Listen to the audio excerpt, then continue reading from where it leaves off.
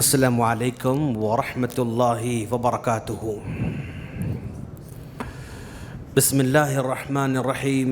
رب اشرح لی صدری ویسر لی امری واحلل عقدۃ من لسانی یفقہوا قولی۔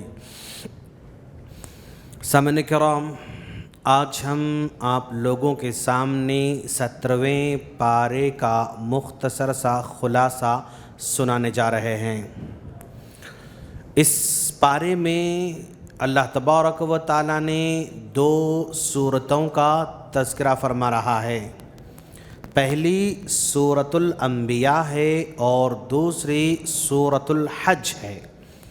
2 سورتیں اس پارے میں اللہ تبارک و تعالیٰ نے بیان فرمایا ہے۔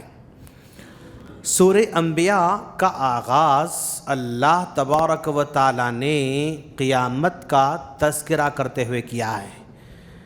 سورہ کا آغاز ہوتا ہے اقترب للناس حسابہم، لوگوں سن لو، لوگوں کا حساب کتاب قریب آتے جا رہا ہے۔ یعنی لوگوں کو اس بات کی تنبیہ کی جا رہی ہے کہ ہمارا ہر پل، ہمارا ہر گھنٹہ، ہمارا ہر دن، ہمارا ہر ہفتہ ہم کو موت سے قریب کرتے ہوئے جا رہا ہے اور ہمارا حساب کتاب ہم سے تیزی کے ساتھ آگے بڑھتے ہوئے جا رہا ہے۔ ناظرین، ہم دیکھتے ہیں اپنی زندگی کے اندر وقت جو ہے بالکل مختصر سے مختصر محسوس ہوتے جا رہا ہے۔ حالانکہ 24 گھنٹے اللہ کے رسول صلی اللہ علیہ وسلم کے زمانے میں بھی تھے، یہی 24 گھنٹے آدم علیہ السلام کے زمانے میں بھی تھے، اور یہی 24 گھنٹے حضرت ابراہیم علیہ السلام کے زمانے میں تھے، اور یہی 24 گھنٹے حضرت موسیٰ علیہ السلام کے زمانے میں بھی تھے۔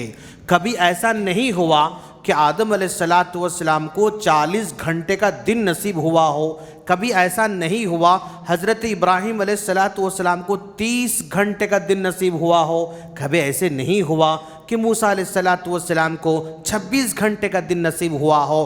آدم علیہ السلام سے لے کر قیامت تک دن کا یہ ٹائم 24 گھنٹے تھا، ہے اور رہے گا۔ لیکن ہم کو یہ 24 گھنٹے مختصر محسوس ہو رہے ہیں۔ کیوں؟ اس لیے کہ پیارے نبی صلی اللہ علیہ وسلم نے فرمایا یتقارب الزمان، قیامت سے پہلے زمانہ، ٹائم مختصر سے مختصر محسوس ہوتا جائے گا۔ تکون السنۃ کالشہر، پیارے نبی صلی اللہ علیہ وسلم نے فرمایا 1 سال گزر جائے گا لیکن 1 مہینے کی طرح محسوس ہوگا۔ وَيَكُونُ الشَّهْرُ كَالْأُسْبُوعِ، اور 1 مہینہ 1 ہفتے کے برابر محسوس ہوگا۔ وَيَكُونُ الْأُسْبُوعِ كَالْيَوْمِ، اور 1 ہفتہ 1 دن کے برابر ہو جائے گا۔ وَيَكُونُ الْيَوْمُ كَالسَّاعَةِ، اور پورا دن 1 گھنٹے کے برابر محسوس ہوگا۔ وَتَكُونُ السَّاعَةُ، اور 1 گھنٹہ کتنا محسوس ہوگا جانتے ہیں آپ؟ 1 کھجور کا سوکھا پتا جلنے میں جتنی دیر ہو سکتی ہے اتنی دیر میں گھنٹہ گزر جائے گا۔ زمانہ کتنا تیزی سے گزر رہا ہے۔ ابھی جمعہ تھا پھر جمعہ آ رہا ہے، ابھی مہینہ گزرا پھر مہینہ ختم ہونے آ رہا ہے۔ خاص طور پر جو کرائے کے مکان میں رہتے ہیں نا، ان کو پوچھنا مہینے کا، دن کا، اس کی اہمیت، بھائی ابھی کرایہ دیا، ابھی کرایہ دیا تھا پھر کرایہ، ہاں مہینہ گزر گیا مل صاحب، ٹائم پورا مہینہ گزر چکا ہے۔ یعنی دن بڑی تیزی کے ساتھ گزرتے ہوئے جا رہا ہے۔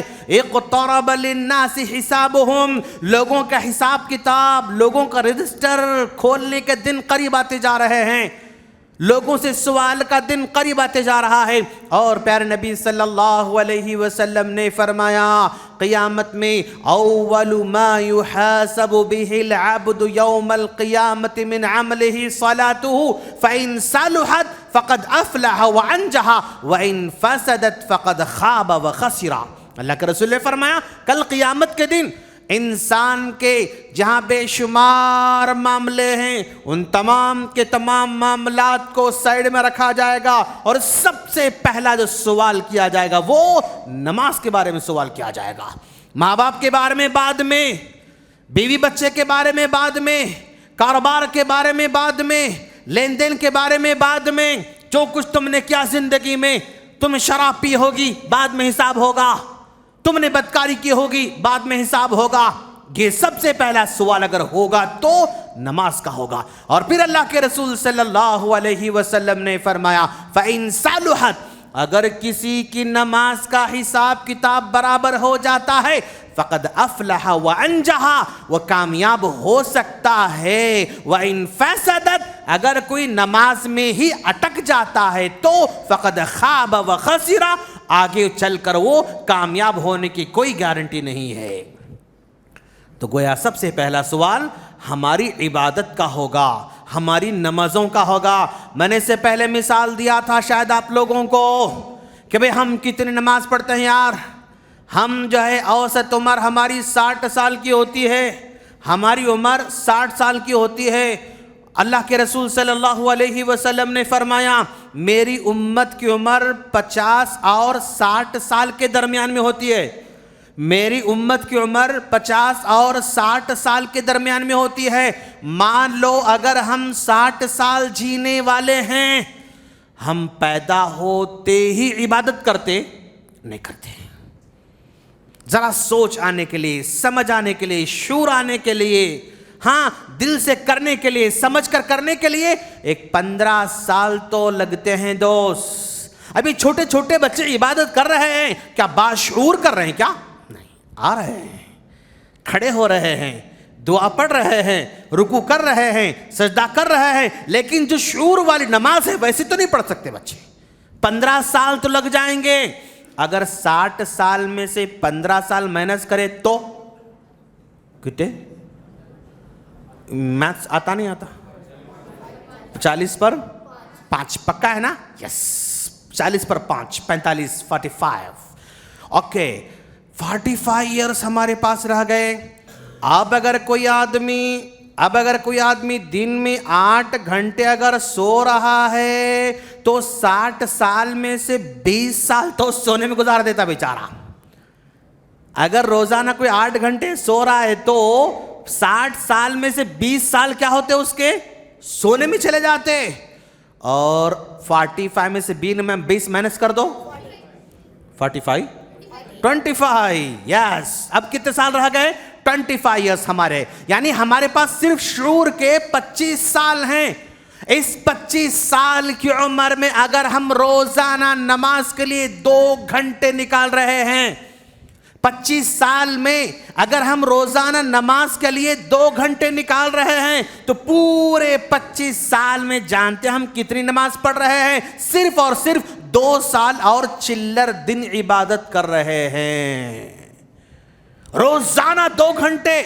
اب ہم 2 گھنٹے نکالتے؟ ایسا تو نہیں ہے دوست. 2 گھنٹے کہاں نکال رہے ہیں ہم لوگ؟ روزانہ 2 گھنٹے نکال رہے ہیں ایسا تو نہیں ہو. اللہ ماشاء اللہ نکالتے ہیں کچھ لوگ، بٹ جنرلی 2 گھنٹے تو نہیں نکالتے. لیکن اگر 2 گھنٹے بھی نکالے 25 سال تک بنا چھوڑے بنا ناغا کیے ہوئے تو بھی وہ 2 سال چلر دن عبادت کر رہا ہے. 60 سال اللہ نے اس آدمی کو عطا کر رکھا تھا، اللہ کے پاس جا رہا ہے صرف 2 سال کی عبادت لے کر اللہ کے سامنے جا رہا ہے. حالانکہ اللہ فرماتا ہے ہاں وَمَا خَلَقْتُ الْجِنَّ وَالْإِنسَ إِلَّا لِيَعْبُدُونَ، میں نے جن اور انسان کو میری عبادت کے لیے پیدا کیا تھا. لیکن 60 سال بندہ جیتا رہا اور 2 سال کی عبادت لے کر میرے پاس آ رہا ہے. اگر کوئی آدمی روزانہ 2 گھنٹے نہیں نکالتا، 1 گھنٹہ اگر نکال رہا ہے تو بھی وہ 1 سال چلر دن اللہ کے پاس عبادت لے کر جا رہا ہے. 60 سال میں سے 59 سال اپنی خاطر جیتا رہا، 59 ایئرس اپنے پیٹ کی خاطر جیتا رہا اور 1 سال اللہ کی خاطر نکالتا رہا. لیکن اگر کوئی آدمی جمعہ پڑھنے والا ہو تو کیا ہوتا دوست؟ صرف جمعہ پڑھتا بیچارہ، جمعہ آتے ہی غسل کرتا، ٹوپی ڈالتا، وائٹ کرتا، وائٹ پاجامہ، سرما، تار لگا لے کے مطلب مسجد کو آتا. جمعہ کے دن آ کے گیا تو پھر پلٹ کے نہیں دکھتا. اب اس کا انجام کیا ہوگا دوست؟ اس کا حشر کیا ہوگا؟ اقترب للناس حسابہم، حساب آنے والا ہے. اور پھر میں نے کل جو ہے درس میں کہا تھا لا تزول قدم ابن آدم حتی یسأل عن خمس، بنی آدم کے قدم اللہ کے سامنے سے اس وقت تک نہیں ہٹ سکتے جب تک کہ 5 سوالوں کا جواب نہ دے. ان عمرہ فیما افنا، پوری زندگی کے بارے میں سوال ہوگا. وعن شبابہ فیما ابلا، پوری جوانی کے بارے میں سوال ہوگا. وعن مالہ من این اکتسبہ وین انفقہ، اس کے پوری انکم سورس کے بارے میں سوال کیا جائے گا، اور کہاں خرچ کیا اس کے بارے میں سوال کیا جائے گا. آنے والے انکم کا الگ سوال، ایکسپنسز کا الگ سوال، آمدنی کا سوال، خرچے کا سوال. کہاں سے کما کیا وہ بھی جواب دینا ہے، کہاں خرچ کیا وہ بھی جواب دینا ہے. آج اگر ہم 60 روپے کی اگر ہریس کھا رہے ہیں تو اس کا بھی جواب دینا پڑتا. سمجھے آپ 100 روپے خرچ کر کے اگر ہم کچھ بھی کھاتے ہیں نا اس کا بھی جواب دینا پڑتا. وعن علمہ ماذا عمل بعدما علم، اور اس کے علم کے بارے میں پوچھا جائے گا کہ جتنا اس نے علم حاصل کیا تھا اس نے کہاں تک وہ اس علم پر عمل کرتا رہا. سامعین کرام، یعنی سورہ کا آغاز انسان کے حساب کتاب سے شروع ہو رہا ہے، اور پھر اس کے بعد اللہ تبارک و تعالیٰ نے جو ہے انبیاء کرام کا تذکرہ فرماتا ہے. چونکہ سورہ انبیاء ہے، اس صورت میں اللہ تبارک و تعالی نے 17 نبیوں کا تذکرہ فرمایا ہے. دوستو، اس صورت میں اللہ نے 17 نبیوں کا تذکرہ فرماتا ہے. کچھ نبیوں کے بارے میں شارٹ بتا کے آگے بڑھتا ہے، اور کچھ نبیوں کے بارے میں ذرا سا لمبا بتاتا ہے، ذرا سا جو ہے لانگ ان کی سٹوری بتاتا ہے. تو ذرا دیکھیں آپ کہ اللہ تبارک و تعالیٰ نے حضرت ابراہیم علیہ السلام کے بارے میں بیان فرمایا. حضرت ابراہیم علیہ السلام کو جب آگ میں ڈالا جا رہا تھا، فرشتے آ کر ان سے پوچھتے ہیں آپ کو آگ میں ڈالا جا رہا ہے، کیا آپ کو ہماری مدد کی ضرورت ہے؟ تو حضرت ابراہیم علیہ السلام نے کہا کیا مجھے اللہ دیکھ رہا ہے؟ کہا ہاں اللہ دیکھ رہا ہے. اگر اللہ دیکھ رہا ہے تمہاری کوئی ضرورت نہیں. حسبنا اللہ و نعم الوکیل، حسبنا اللہ و نعم الوکیل، بس ہمارے لیے اللہ کافی ہے. آج دنیا کے اندر لوگ ڈرائیں گے آپ کو، تب کیا کہنا ہے؟ حسبنا اللہ و نعم الوکیل. ساری دنیا ایک طرف ہو جائے گی، مسلمان اکیلا ایک طرف ہو جائے گا، تب بھی مسلمان یہی کہے گا حسبنا اللہ و نعم الوکیل. اللہ ہمارے لیے کافی ہے. حضرت ابراہیم علیہ السلام اکیلے ہیں، نمرود مقابلے میں ہے، اس کی فوج مقابلے میں ہے، ساری دنیا ان کے مقابلے میں ہے، تب بھی حضرت ابراہیم علیہ السلام کا ایک بال بھی بیکار نہیں کر سکتی ہے. اٹھا کر آگ میں ڈال دیا. آگ میں گرنے سے پہلے اللہ نے کہا یا نار کونی بردا وسلاما علی ابراہیم، اے آگ تو ابراہیم پر ٹھنڈی ہو جانا، سلامتی والی ہو جانا. تو آگ نے سلامتی کے ساتھ ابراہیم کو اپنے پہلو میں رکھا. 40 دن تک ابراہیم علیہ السلام آگ میں جلتے ہوئے نظر آتے ہیں لوگوں کو، لیکن حضرت ابراہیم علیہ السلام سکون سے اندر بیٹھے ہوئے ہیں، سکون سے اندر بیٹھے ہوئے ہیں. 40 دن گزر گئے تو اندر سے نکل کر باہر آتے ہیں. لوگ تعجب میں پڑتے ہیں، جس ابراہیم کو جلانے کی خاطر پہاڑ جیسی ہم لکڑیاں جمع کیے تھے، آگ بھی بھڑکا دی تھی، لیکن ہم کچھ نہیں کر سکے ابراہیم علیہ السلام کا. اللہ کے رسول صلی اللہ علیہ وسلم یہی عقیدہ چھوٹے چھوٹے معصوم بچوں کے اندر بٹھانا چاہتے ہیں.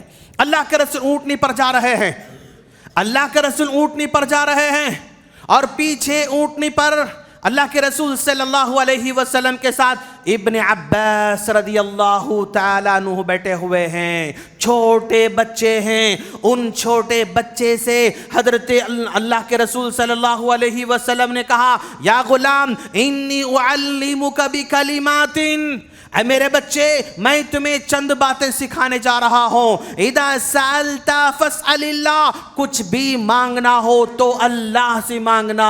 وَإِذَا اسْتَعَنْتَ فَاسْتَعِنْ بِاللَّهِ، اگر کچھ مدد مانگنا ہو تو بھی اللہ سے مدد مانگنا۔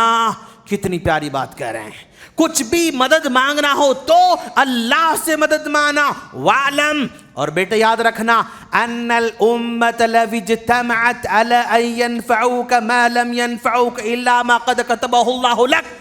اے میرے بچے، اگر ساری دنیا مل کر تم کو فائدہ پہنچانا چاہتی ہے تو فائدہ نہیں پہنچا سکتی مگر اتنا جتنا اللہ تم کو فائدہ پہنچانا چاہتا ہے۔ وَعْلَمْ، میرے بچے جان لینا، میرے بیٹے یاد رکھنا، ان الامت لو اجتمعت علی ان يضروک ما لم يضروک الا ما قد كتبه اللہ لک۔ ساری دنیا مل کر تم کو نقصان پہنچانا چاہتی ہے، ساری دنیا مل کر تم کو جلانا چاہتی ہے، ساری دنیا مل کر تم کو مسل دینا چاہتی ہے، ساری دنیا مل کر تم کو تکلیف دینا چاہتی ہے، ساری دنیا مل کر تم کو زمین سے مٹا دینا چاہتی ہے، نقشے سے مٹا دینا چاہتی ہے، غلام بنا کے رکھنا چاہتی ہے۔ ما لم يضروک، تمہیں کچھ نہیں کر سکتی، الا ما قد كتبه اللہ لک، مگر اللہ جتنا نقصان پہنچانا چاہتا ہے۔ تو لوگ ڈرتے رہتے ہیں، الیکشن ہے، کیا ہونے والا، الیکشن ہے کیا ہو، کچھ ہونے والا نہیں، کچھ ہونے والا نہیں، اس لیے کہ کسی کو فائدہ پہنچانا کسی کے اختیار میں نہیں، کسی کو نقصان پہنچانا کسی کے اختیار میں نہیں، کسی کو زندگی دینا کسی انسان کے اختیار میں نہیں، کسی کو مارنا کسی انسان کے اختیار میں نہیں۔ اللہ اگر زندہ رکھنا چاہتا ہے، کوئی آئے تو بھی رکھے گا، نہ آئے تو بھی رکھے گا۔ اگر اللہ مارنا چاہتا ہے، کوئی آئے تو بھی مارے گا، نہ آئے تو بھی مارے گا، اس کے اختیار میں۔ ابراہیم علیہ السلام کی تعلیم کیا سکھاتی ہے ہم کو؟ حسبنا اللہ، ہر حال میں اللہ ہمارے لیے کافی ہے، ہم اکیلے ہیں، عدالتیں ہمارے ساتھ نہیں، ورلڈ کے جو بڑے بڑے عدالتیں وہ بھی ہمارے ساتھ نہیں، اقوام متحدہ ہمارے ساتھ نہیں، ملٹری ہمارے ساتھ نہیں، پولیس ڈپارٹمنٹ ہمارے ساتھ نہیں، وکیل حضرات ہمارے ساتھ نہیں، کوئی بھی نہیں، تب بھی ہم یہی کہیں گے حسبنا اللہ و نعم الوکیل، اللہ ہمارے لیے کافی ہے۔ جس کا اللہ ہو اس کا کون کیا کر سکتا ہے یار، کوئی کچھ نہیں کر سکتا۔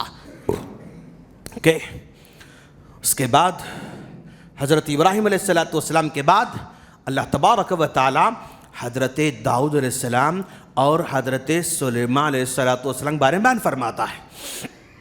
حضرت داؤد علیہ السلام یہ باپ ہیں، یہ حضرت سلیمان علیہ السلام بیٹے ہیں۔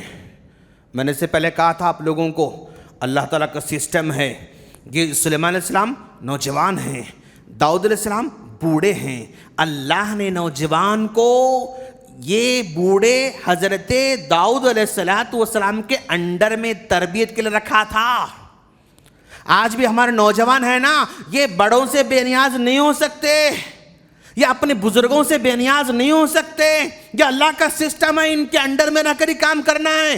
حضرت سلیمان علیہ السلام کو تربیت دینے کی خاطر اللہ نے داؤد علیہ السلام کے انڈر میں رکھا۔ اور جو وکیل حضرات ہیں، جو اکلا ہیں، وہ ذرا غور کریں اس معاملے میں۔ حضرت داؤد علیہ السلام کے پاس ایک جو ہے مقدمہ آیا، حضرت داؤد علیہ السلام کے پاس مقدمہ آتا ہے۔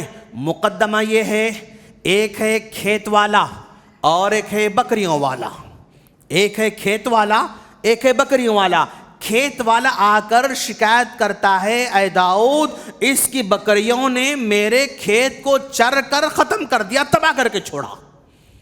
اس کی بکریاں ہیں، میرا کھیت تھا، میرے کھیت میری فصل تھی، اور بکریوں نے پوری فصل کو کھا کر ختم کر کے چھوڑا۔ داؤد علیہ السلام کے پاس جب مسئلہ آیا تو داؤد علیہ السلام دھڑلے سے کہا، اچھا تمہارے کھیت کو اس کی بکریوں نے کھا لیا، ٹھیک ہے، تم اس کے بکریاں لے لو پورے، تم اس کے بکریاں پورے لے لو۔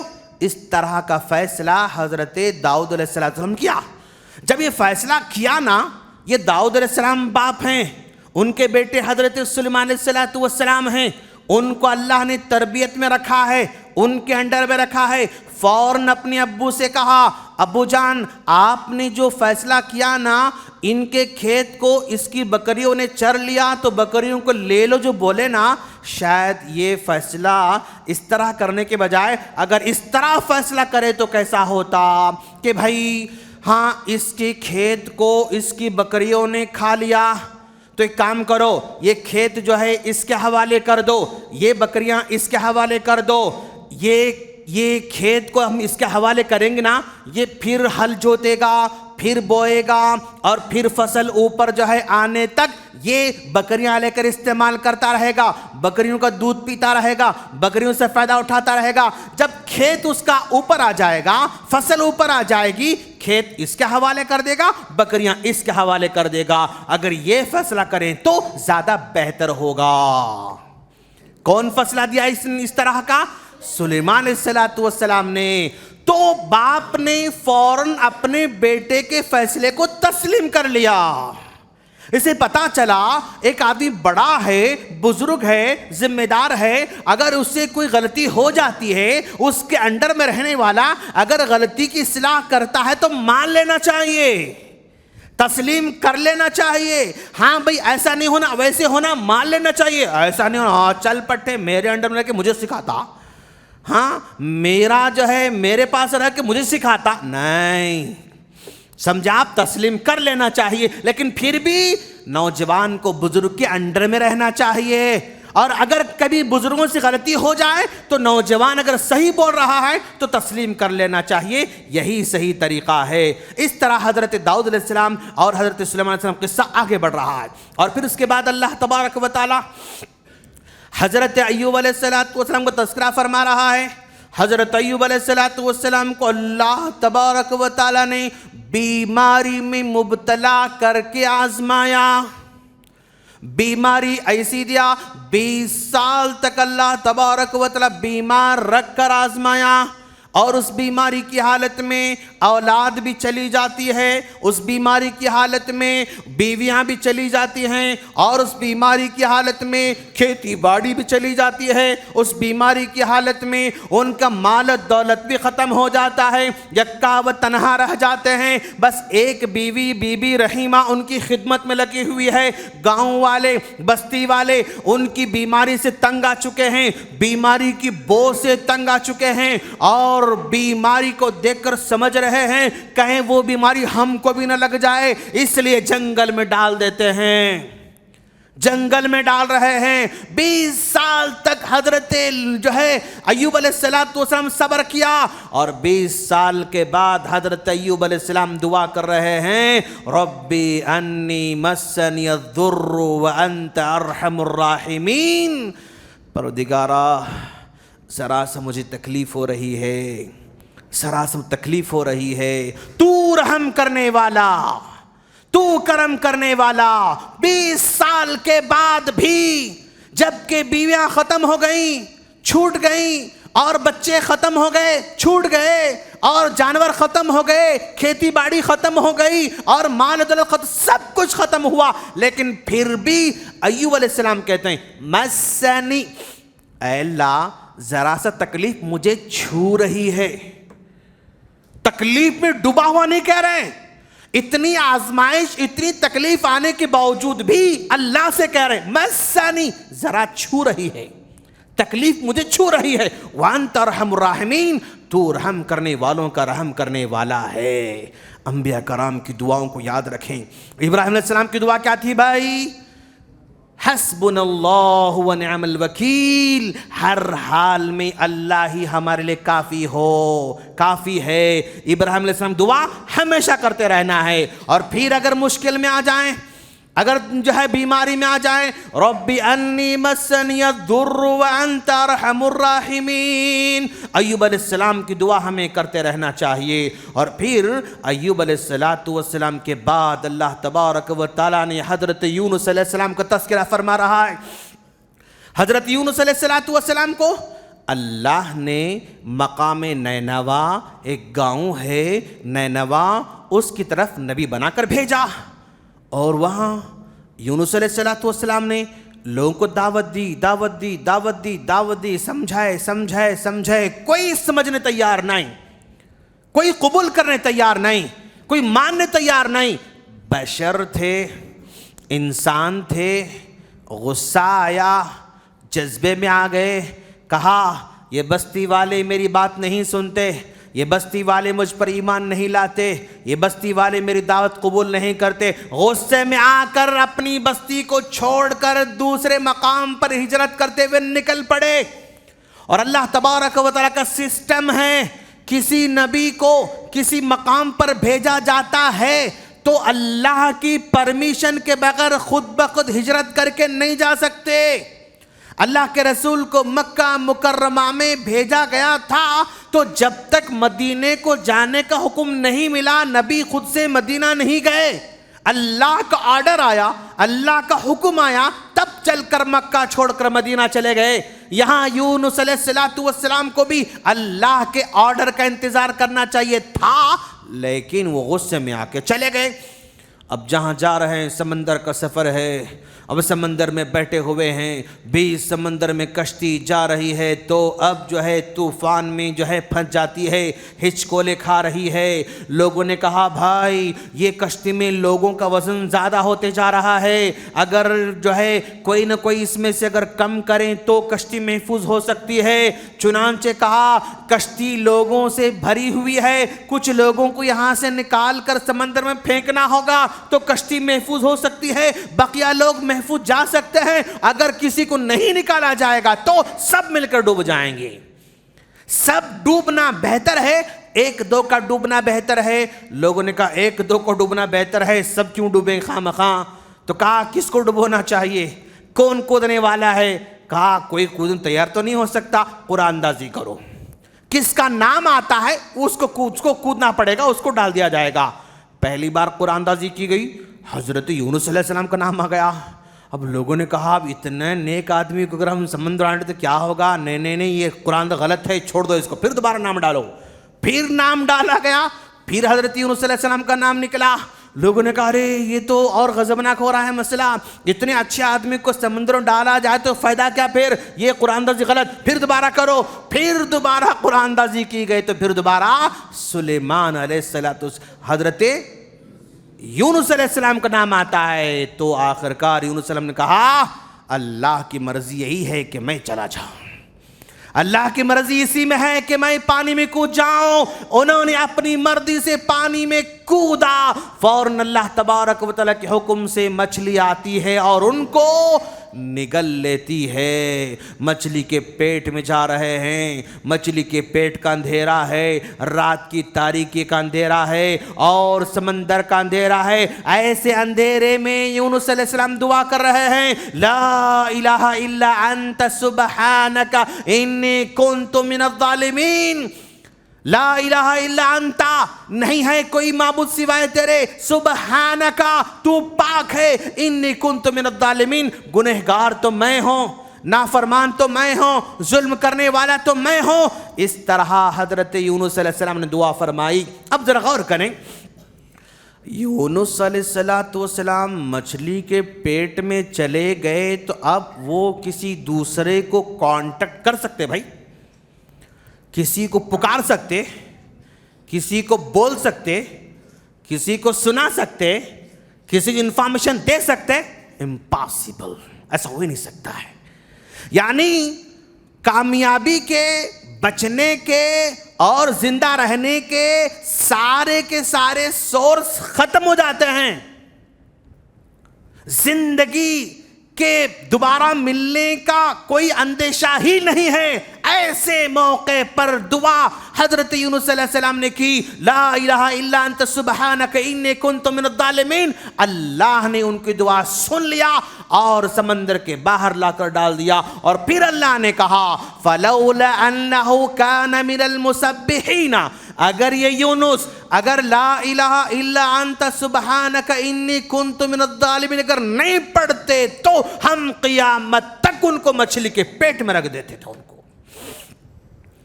یعنی جہاں دنیاوی طور پر بچنے کے، محفوظ رہنے کے، زندہ رہنے کے سارے سورس ختم ہو جائیں، تب بھی اللہ کی ذات ہم کو بچا سکتی ہے۔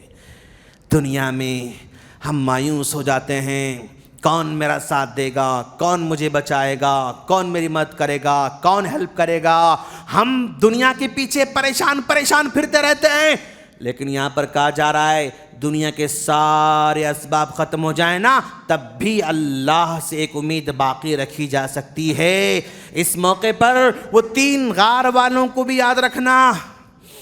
غار میں پھنسے ہوئے تھے نا، پتھر آ کر بیٹھ گیا، ہٹا نہیں سک رہے تھے، ڈھکیل نہیں سک رہے تھے، کھود نہیں سک رہے تھے، چلا نہیں سک رہے تھے، چیخ نہیں سک رہے تھے، سنا نہیں سک رہے تھے، انفارمیشن دے نہیں سک رہے تھے، تب بھی انہوں نے کس کو پکارا؟ اللہ کو پکارا۔ اللہ کو پکارا تو اللہ نے پتھر کو ہٹا کر ان کو باہر نکالا۔ تو حضرت یونس علیہ السلام کی دعا ہمیشہ پڑھتے رہے۔ پہلی دعا کس کی تھی بھائی؟ ابراہیم علیہ السلام کی دعا کیا دعا تھی وہ؟ حسبنا اللہ ونعم الوکیل۔ دوسری دعا ایوب علیہ السلام کی ربی انی مسنی الضر وانت ارحم الراحمین۔ تیسری دعا یونس علیہ السلام کی لا الہ الا انت سبحانک انی کنت من الظالمین۔ اور پھر اللہ تعالیٰ اس کے بعد آگے بڑھتے بڑھتے حضرت زکریا علیہ السلام کے بارے میں بیان فرماتا ہے۔ حضرت زکریا علیہ السلام کو بھی اولاد نہیں ہو رہی تھی، جیسا کہ ہم نے اس سے پہلے کہا، وہ دعا کر رہے تھے ربی لا تذرنی فردا وانت خیر الوارثین، ربی لا تذرنی فردا، اے اللہ تو مجھے اکیلا نہ چھوڑ دے، تو بہتر وارثین میں سے ہے، تو بہتر وارثین میں سے۔ اگر کسی کا اولاد نہیں ہو رہی ہے، اگر کسی لڑکی کا اولاد نہیں ہو رہی ہے، اولاد کی خواہش مند ہے، اولاد کو چاہ رہے ہیں، اس دعا کا اہتمام کرتے رہنا چاہیے۔ ربی لا تذرنی فردا وانت خیر الوارثین، اس دعا کا اہتمام کرتے رہنا چاہیے۔ ہم کیا کرتے معلوم؟ اگر اولاد نہیں ہوئی تو بیوی چ دعا کرنا، اپن دعا نہیں کرتے۔ ہاں یہ دعا کون کرنا؟ بیوی کرتے رہنا، ہم دعا نہیں کرتے، ہم کو دعا کرنے کو حکم دیا جا رہا ہے۔ زکریا علیہ السلام بیوی سے نہیں بولے تو دعا کر، تو دعا کر، دعا کیوں نہیں کر رہی؟ اپنی بیوی کو نہیں بول رہے ہیں، خود دعا کر رہے ہیں، خود یہاں پر دعا کر رہے ہیں۔ ہمارے ماؤں کو بھی سمجھنے کی ضرورت ہے۔ اگر اولاد نہیں ہوتی نا، بہو کوچ کو سے رہتی، اس کا ٹریٹمنٹ کرنا چاہتی، اس کا ٹیسٹ لینا چاہتی، اس کو دواخانے گھماتے رہتی، اپنے بیٹے کو ٹیسٹ کرنا نہیں چاہتے، اپنے بیٹے کو علاج نہیں کرنا چاہتے، اپنے بیٹے کو جانچنا نہیں چاہتے۔ سارے جانچ، سارے ٹیسٹ کس کے؟ لڑکی کے کرتے رہتے ہیں، اپنے لڑکے کو کرنا نہیں چاہتے ہیں۔ جبکہ یہاں پر دعا آدمی کر رہے ہیں، آدمی کو دعا کرتے رہنا چاہیے۔ رب لا تذرنی فردا وانت خیر الوارثین، آدمی دعا کرتے رہنا چاہیے۔ اور پھر آدم علیہ السلام کی دعا بھی یاد رکھیں، ربنا ظلمنا انفسنا وان لم تغفر لنا وترحمنا لنکونن من الخاسرین۔ آدم علیہ السلام دعا فرمائی تھی۔ لوگ کہتے ہیں نا آدم علیہ السلام کو جب جو ہے کیا کہتے ہیں اس کو نافرمانی کی اور جنت سے نکال دیا تو عرش پہ لکھا دیکھا محمد، لا الہ الا اللہ محمد رسول اللہ، محمد کا نام دیکھا تو محمد کے وسیلے سے دعا کرے اور اللہ قبول کیا۔ بکواس باتیں ہیں۔ وہاں پر عرش پر لا الہ الا اللہ لکھا ہوا نہیں ہے، محمد رسول لکھا ہوا نہیں ہے۔ آدم علیہ السلام نے کیا دعا کی اللہ بیان کیا، ربنا ظلمنا انفسنا، وہ ڈائریکٹ رب کو پکار رہے ہیں، بیچ میں محمد کا کہیں بھی تذکرہ نہیں آ رہا ہے، بیچ میں دوسرے نبی کا کہیں بھی تذکرہ نہیں آ رہا ہے، سیدھا پکارا تو اللہ کو پکارا۔ کس کو پکارا؟ اللہ کو پکارا، بیچ میں کسی کو لانے کی ضرورت نہیں۔ وہ تو پہاڑ پر، کالے پہاڑ پر کالی رات میں کالی چونٹی چلتی ہے تو اس کی آواز بھی سنتا ہے۔ ایک پتا گرتا ہے تو اس کی پرمیشن کے بنا نہیں گرتا، ایک سمندر میں طوفان آتا ہے تو اس کے حکم کے بنا نہیں آتا، ایک پتا ہلتا ہے تو بھی اس کے حکم کے بنا نہیں ہلتا۔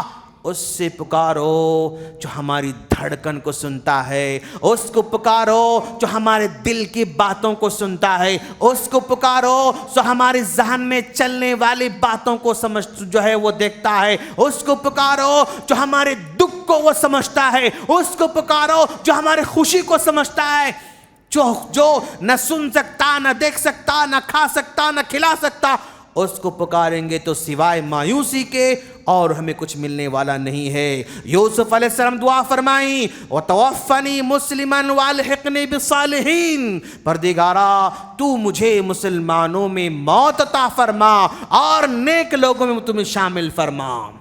یوسف علیہ السلام دعا کر رہے ہیں وَتَوَفَّنِي مُسْلِمًا، جب مجھے موت آئے نا، اسلام کی حالت میں مجھے موت آنا، اتنا نیک اتنا نیک اتنا نیک بندہ پھر بھی اللہ سے کہتا ہے کہ اے اللہ اگر ملک الموت آئے نا تب میرا اسلام صحیح سلامت رہنا، اور پھر ملانا کس کے ساتھ؟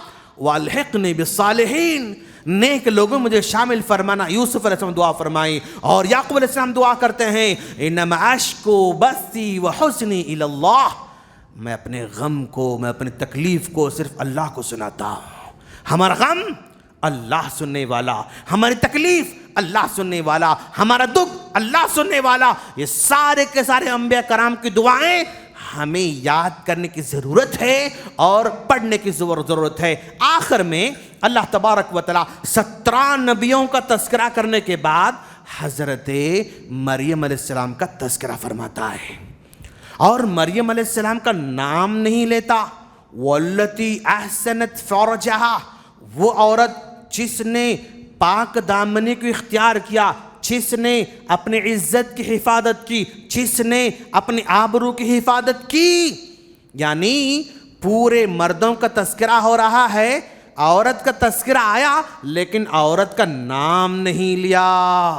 گویا بہت سارے مردوں کے نام لیے جا رہے ہیں تو وہاں پر عورت کا نام نہیں لیا جانا چاہیے۔ سورہ تحریم میں اللہ نے پھر مریم کا نام لیا، کیوں؟ وہاں پر عورتوں کا تذکرہ ہو رہا تھا، وہاں پر وَمَرْيَمَ ابْنَتَ عِمْرَانَ الَّتِي أَحْسَنَتْ فَرْجَهَا، اور وہ مریم جس نے اپنے عزت و ناموس کی حفاظت کی تھی، اللہ نام لیا۔ کیوں؟ وہاں پر نوح علیہ السلام کی بیوی کا نام لیا جا رہا ہے، وہاں پر لوط علیہ السلام کی بیوی کا نام لیا جا رہا ہے، عورتوں کا تذکرہ ہو رہا ہے تو حضرت مریم کا نام لیا گیا۔ جب مردوں کا تذکرہ ہو رہا ہے تو عورتوں کا نام نہیں لیا جائے گا۔ یہ سسٹم ہم کو بتلا رہا ہے۔ اور پھر اس کے بعد اللہ تبارک و تعالی توحید کا تذکرہ فرما رہا ہے اور کہہ رہا ہے آسمان کو دیکھو کس نے پیدا کیا ہوگا، اور پھر زمین کو دیکھو ہم نے ہر چیز کو پانی سے زندہ رکھا ہے۔ اللہ کہتا ہے ہم نے ہر چیز کو پانی زندہ رکھا ہے۔ یاد رکھنا دوست، آگے آنے والے زمانے میں پانی کی قلت بڑھتے بڑھتے بڑھتے بڑھتے جانے والی ہے۔ پوری دنیا میں 3 حصے پانی ہے، 1 حصہ زمین ہے، اس کے باوجود بھی پانی کی خاطر جنگیں ہونے والی ہیں۔ ہندوستان کے اندر ہی دیکھو آپ، اب ادھر سے قحط آگے بڑھتے جا رہی، مہاراشٹر سے آگے بڑھتے جا رہی۔ مہاراشٹر کے گاؤں میں ایک لوٹے پانی کے لیے عورتیں 5-5 کلومیٹر کا سفر کر رہے ہیں۔ گندا پانی جو ہے وہ کنویں سے نکالنے کے لیے رات میں 1 بجے 2 بجے عورت رسی اپنا گھڑا لے کر جا رہی، ایک لوٹے پانی کے لیے کلومیٹر کا سفر طے کرنا پڑ رہا ہے۔ زمین ادھر سوکھتے جا رہی، اس کے بعد پھر کرناٹک آنے والا ہے، پھر اس کے بعد جو ہے تلنگانہ آنے والا ہے۔ ہم اللہ سے دعا کرتے ہیں کہ اللہ محفوظ فرمائے، پانی کی حفاظت کرنا۔ آج اگر اللہ ہم کو بورنگ اچھا پانی دیا نا، ضائع مت کرو دوست، اس کی حفاظت کرو، قطرے قطرے کی حفاظت کرو۔ اللہ کے رسول صلی اللہ علیہ وسلم نے 1400 سال پہلے کہہ دیا تھا، اگر تم وضو کر رہے ہو، سمندر کے سامنے بھی بیٹھ کر وضو کر رہے ہو نا، تب بھی پانی کو ضائع نہیں کرنا۔ سمندر کے سامنے بیٹھ کر وضو کر رہے تو بھی پانی کو ضائع نہیں کرنا۔ پانی کی حفاظت کرو، ضائع مت کرو۔ اللہ نے جو نعمت عطا کر رکھی ہے نا، اگر نعمت کی قدر نہیں کرو گے، نعمت کو چھین لینا اللہ کے لیے کوئی بڑی بات نہیں۔ ایک گرمی کا موسم آئے تو ہمارے نل سوکھ جائیں گے، جب ایک بار سوکھ جائیں گے نا، ہزار کلو، ہزار میٹر تک، ہزار فیٹ تک تم بورنگ مارو، صرف دھول آتی جائے گی، مٹی آتی جائے گی، لیکن پانی نہیں آتا ہے۔ صرف دھول آئے گی، صرف مٹی آئے گی، لیکن پانی نہیں آئے گا۔ یہ اللہ کے لیے کوئی بعید بات نہیں ہے۔ قدر کرو، پانی کی قدر کرو، جتنا ہو سکے کم استعمال کرو، نہانے میں بھی کم سے کم استعمال کرو، وضو میں بھی کم سے کم استعمال کرو۔ آپ یہ مت سمجھو کہ پانی تو بہت زیادہ ہے، بورنگ تو اچھا پانی آ رہا ہے، یہ مت سمجھو دوست، کبھی بھی پانی کم ہو سکتا ہے۔ اللہ نے پانی کی اہمیت بیان فرمائی، اور پھر کہا یہ زمین پر پہاڑ بنائے۔ اللہ نے عجیب عجیب عجیب طریقے کے پہاڑ بنائے، اور یہ پہاڑ بھی ہمارے لیے نعمت ہیں، زمین کو جو ہے ہلنے سے محفوظ رکھ رہے ہیں، میخ کی طرح وہ جو ہے کھوٹے کی طرح وہ زمین کو جو ہے تھامے ہوئے ہیں۔ اور پھر اللہ نے کہا دیکھو تمہارے چلنے کی خاطر کشادہ کشادہ راستے اللہ نے پیدا کر رکھے ہیں، کشادہ کشادہ راستے بنائے ہیں، یہ راستے اللہ نے بنائے ہیں۔ زمین پر چلتے پھرتے جا رہے ہو نا، یہ راستے کی اللہ کا شکر ادا کرو، اکڑ کر مت چلو، تیز رفتاری سے نہ چلو، جتنا تیز جاؤ گے نا اندر غرور پیدا ہوتا جائے گا۔ کیسے؟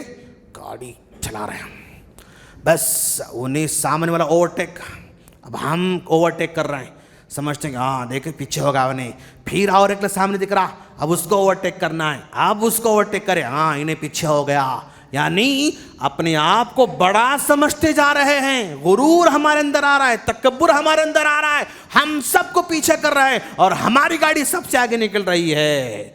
راستے کی اہمیت کو سمجھو، ہاں راستے کی قدر کرتے رہو۔ اور پھر اللہ نے کہا آسمان کو دیکھو، یہ محفوظ چھت کی طرح ہے، آسمان میں ستاروں کو دیکھو، چاند کو دیکھو، سورج کو دیکھو، یہ سب اللہ کی نعمتیں ہیں اور اللہ نے ہماری خاطر پیدا کر رکھا ہے، یہ بتانا چاہتا ہے۔ پھر اللہ تعالیٰ کے سورہ حج میں جو ہے کچھ باتیں بیان فرما رہا ہے، قیامت کا تذکرہ پھر سورہ حج میں آ رہا ہے، انسان کی پیدائش کا تذکرہ پھر سورہ حج میں آ رہا ہے، اور مذاہب کے اعتبار سے لوگوں کی الگ قسمیں بیان فرمایا ہے۔ یہ یہودی ہے، یہ نصارہ ہے، یہ مجوسی ہے، یہ جو ہے ملت کفر کا ہے، یہ فلاں ہے، یہ فلاں ہے، الگ قسم کے لوگوں کو بیان فرمایا۔ لیکن یہ یہودی ہے، نصارہ ہے، مجوسی ہے، فلاں ہیں، یہ سب بعد میں ہوئے۔ کل مولود یولد علی الفطرہ، ہر بچہ فطرت اسلام پر پیدا ہوتا ہے۔ ایک یہودی کے گھر میں پیدا ہونے والا بچہ مسلم رہتا ہے، نصارہ کے گھر میں پیدا ہونے والا بچہ وہ مسلمان رہتا ہے، غیر مسلم کے گھر میں پیدا ہونے والا بچہ مسلمان رہتا ہے، مجوسی گھر میں پیدا ہونے والا بچہ مسلمان رہتا ہے۔ فَأَبَوَاهُ، یہ پیدا تو ہوا مسلمان، لیکن ماں باپ اس کے فَأَبَوَاهُ يُحَوِّدَانِهِ، یہودی بناتے ہیں، يُنَصِّرَانِهِ، نصرانی بناتے ہیں، يُمَجِّسَانِهِ، مجوسی بناتے ہیں۔ کون بناتے ہیں؟ ماں باپ بناتے ہیں۔ تو گویا انسان کے مذہب کو سب سے پہلے بدلنے والے ماں باپ ہوا کرتے ہیں، انسان کی بگاڑ کے اسباب بننے والے ماں باپ ہوتے ہیں، اور انسان کے توحید پر باقی رہنے کا ذریعہ ماں باپ ہوتے ہیں۔ اگر ماں باپ ایمان والے ہیں بچے ایمان والے نکلے ماشاءاللہ، اگر ماں باپ مجوسی ہیں تو بچہ مجوسی بن جا رہا ہے۔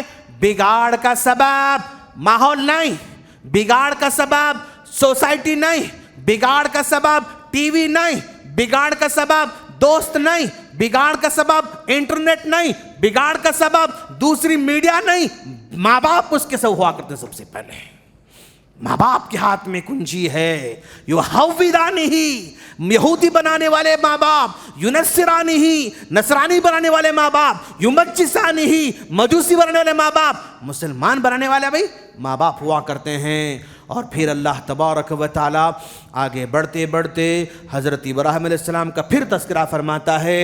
ابراہیم علیہ السلام سے کہا جاؤ اعلان کرو حج کا۔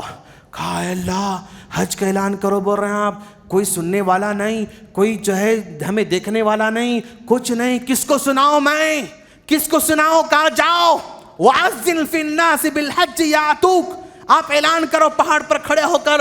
ابراہیم علیہ السلام نے جبل قیس پر کھڑے ہو کر حج کا اعلان فرمایا، اور مفسرین کہتے ہیں حضرت ابراہیم علیہ السلام کی آواز جس روح تک پہنچی، اللہ قیامت تک اس روح کو حج کرنے کی توفیق عطا فرماتا ہے۔ اگر آج ہم حج کرنے جا رہے ہیں تو ہماری روح نے ابراہیم علیہ السلام کی آواز کو سنا تھا، لاکھ کوشش کرنے کے باوجود حج نہیں کر پا رہے ہیں۔ ایسا ہوتا ہے دوست، ہوتا ہے، کروڑوں پتی ہے لیکن حج کرنے کی توفیق نہیں ہوتی، ارب پتی ہے لیکن حج کرنے کی توفیق نہیں ہوتی، بادشاہ ہے پھر بھی حج کرنے کی توفیق نہیں ہوتی۔ اٹھا کر دیکھو تاریخ میں اٹھا کر دیکھو آپ، اتنے مغل کے بادشاہ ہے، کون سے مغل کا بادشاہ حج کیا؟ آپ اٹھا کر دیکھو آپ، کسی بادشاہ کو حج کرنے کی توفیق نہیں ہوئی۔ قطب شاہی کے اتنے بادشاہ ہیں، کون سے بادشاہ کو حج کرنے کی توفیق ملی؟ پوچھو۔ عادل شاہی کی حکومت آئی، کون سے بادشاہ کو حج کرنے کی توفیق ملی؟ کیا اکبر کو ملی؟ کیا بابر کو ملی؟ کیا ہمایوں کو ملی؟ کیا اورنگزیب کو ملی؟ کس کو ملی؟ کسی کو توفیق نہیں ملی۔ حالانکہ دنیا کے اندر سب سے زیادہ مالدار یہی لوگ تھے۔ ارے یار، یہ تو جو ہے ہیروں میں سویا کرتے تھے، یہ ہیروں میں بیٹھا کرتے تھے، یہ جب کھانا کھاتے تھے نا چاول نہیں کھاتے تھے، وہ بادام کے ٹکڑے کو چاول کی طرح کٹ کٹ کٹ کر کے بادام کے چاول بنا کر بریانی بنایا کرتے تھے، بادام کے چاول بنا کر بریانی کھایا کرتے تھے، لیکن پھر بھی حج کرنے کی توفیق نہیں ملتی ہے۔ تاج محل بنایا، پوچھو حج کرنے کی توفیق ہوئی اس کو؟ قطب مینار بنایا، پوچھو اس سے کہ حج کرنے کی توفیق ملی اس کو؟ لال قلعہ بنایا، پوچھو اس سے حج کرنے کی توفیق ملی اس کو؟ گول گنبد بنایا، پوچھو اس سے کہ حج کرنے کی توفیق ملی؟ چار مینار بنایا، پوچھو اس سے کہ حج کرنے کی توفیق ملی؟ نہیں دوست، صرف مال رہا، دولت رہی، عیش رہا، آرام رہا، لیکن اللہ نہیں بلایا تو نہیں جا سکے۔ لیکن اس کے مقابلے میں ایک غریب بنڈی والے کو اللہ بلاتا ہے، رکشہ چلانے والے کو بلاتا ہے، کچرا صاف کرنے والے کو اللہ بلا لیتا ہے، جھاڑو دینے والا کتنے حج کر لیتا ہے ماشاءاللہ، گیا جھاڑو دینے حج کر کے آتا ہے، عمرہ کر کے آتا ہے، گیا گھر صاف کرنے حج کر کے آتا ہے، عمرہ کر کے آتا ہے، گیا ڈرائیور بن کر حج کر کے آتا ہے، عمرہ کر کے آتا ہے۔ توفیق ہے، یہ توفیق ہے، مانگتے رہنا ہے۔ وہ مانگنے والے کو دیتا، نہیں مانگنے والے کو نہیں دیتا۔ بابر نے نہیں مانگا، نہیں دیا، اکبر نے نہیں مانگا، نہیں دیا، ہمایوں نے نہیں مانگا، نہیں دیا، نہیں دیتا اس کو۔ ہم مانگیں گے انشاءاللہ، ابراہیم علیہ السلام کی آواز کو ہم سنیں گے انشاءاللہ۔ اور پھر اللہ کہتا ہے مومن کی شان یہ ہے کہ وہ صبر کرتے ہیں، صبر کریں گے انشاءاللہ۔ صبر کرو دوست، اگر آپ صبر کرنے والے بنو گے نا، کامیاب کامیاب کامیاب۔ ڈاکٹر ہیں، صبر کرنے والے ہیں، کامیاب ڈاکٹر۔ آپ کے کلینک میں پیشنٹ لائن لگا کے بیٹھیں گے انشاءاللہ۔ آپ کا میڈیکل شاپ ہے، صبر آپ کے پاس ہے، لوگ لائن لگا کر ٹھہریں گے انشاءاللہ آپ کے سامنے۔ آپ کا کرانہ شاپ ہے، صبر والے ہیں آپ، لائن لگا کے ٹھہریں گے انشاءاللہ آپ کے سامنے۔ جس کے پاس صبر ہے کامیاب ہے۔ صبر ہے شوہر ہے، کامیاب شوہر۔ صبر ہے باپ ہے، کامیاب باپ۔ صبر ہے بیٹا ہے، کامیاب بیٹا۔ صبر ہے تاجر ہے، کامیاب تاجر۔ صبر ہے امپلائی ہے، کامیاب امپلائی۔ صبر ہے ڈرائیور ہے، کامیاب ڈرائیور۔ اگر ڈرائیور بے صبرا ہو تو کائے پورے بھی آکاشوانی پورے چلے آتے بیچارے۔ صبر صبر صبر۔ اور پھر نماز کی پابندی کرتے رہنا، نیک کاموں میں خرچ کرتے رہنا، اللہ کی راہ میں جو کچھ ہو سکا خرچ کرتے رہنا ہے دوست، بھلے 5 روپے کیوں نہ خرچ کرو۔ کسی مسجد کا اعلان ہوتا ہے، کسی مدرسے کا اعلان ہوتا ہے، کسی غریب فقیر کا اعلان ہوتا ہے، آپ زیادہ نہیں دے رہے ہیں، نو پرابلم، 10 روپے دو بس، 5 روپے دو بس۔ آج آپ 10 روپے دے رہے ہیں، کل آپ 100 روپے دیں گے، تب بھی آپ کو ذرا سا بھی غم نہیں ہوگا، خوشی ہوگی انشاءاللہ۔ اگر آپ کے دینے سے خوشی ہو رہی، سمجھنا کہ عمل قبول ہوتے جا رہا ہے، آپ کا پیسہ قبول ہوتے جا رہا ہے۔ دے رہی تکلیف ہو رہی، بہت دینا پڑ رہا نا بھائی، اعلان کر دیے سامنے، صاحب ڈبہ جا رہا، نہیں دیے تو بازو والا کیا بولتا کہ فیلنگس. جمعہ کے دن ڈبہ جا رہا، انہیں 10 روپے ڈالا، انہیں 100 روپے ڈالا، اب میں نہیں ڈالا تو کیا سمجھتے کہ میں بھی ڈال رہا ہوں. گئے.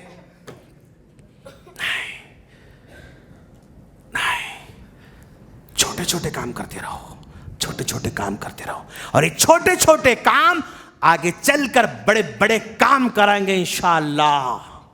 بڑے بڑے کام کریں گے. خوشی ہوگی، خوشی ہو رہی تو دو، خوشی نہیں ہو رہی تو سمجھنا کہ میرا عمل قبول نہیں ہو رہا. تو اس طرح پھر آخر میں اللہ تعالیٰ حج کے احکامات بیان فرماتا ہے، قربانی کے احکامات بیان فرماتا ہے. اس طرح سورہ حج اور یہ 17واں پارہ ختم ہوتا ہے. ہم اللہ سے دعا کرتے ہیں اللہ تعالیٰ ہم تمام کو جو کچھ ہم نے سنا ہے اس پر عمل کی توفیق عطا فرمائیں. آمین. السلام علیکم ورحمۃ اللہ وبرکاتہ.